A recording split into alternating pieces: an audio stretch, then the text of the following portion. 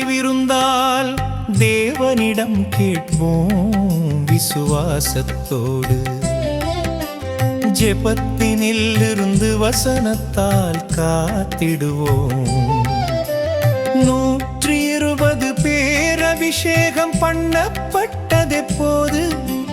பெந்தெகொஸ்தே நாளில் ஒரு மனப்பட்டவராய் கூடியிருந்த போது 3000 பேர் ஞான ஸ்நானம் பெற்று கொண்டதெப்போது? பேதுரு மற்ற 11 அப்போஸ்தலர் சேர்ந்து நின்ற போது.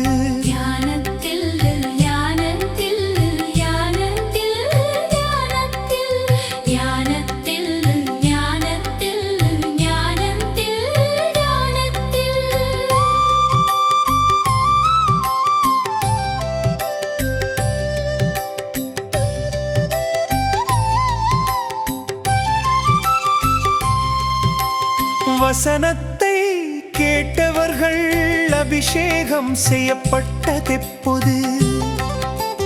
கொர்நேலியு வீட்டில் புறஜாதி ஜனமெல்லாம் கூடியிருந்த போது.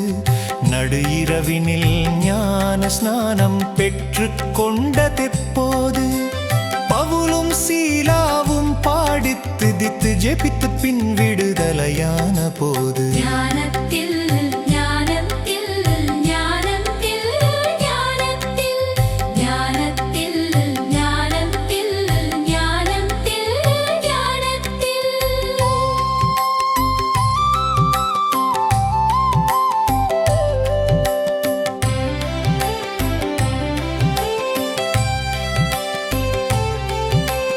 கைகளை வைத்த பின்பு அபிஷேகம் செய்யப்பட்டதெப்போது?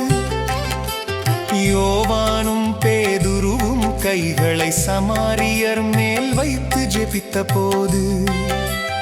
இரதத்தில் பயணம் செய்து ஞான ஸ்நானம் பெற்று கொண்டதெப்போது? ஏசாயா ஆகமத்தை வாசிக்க கேட்டு பிரசங்கம் செய்த போது.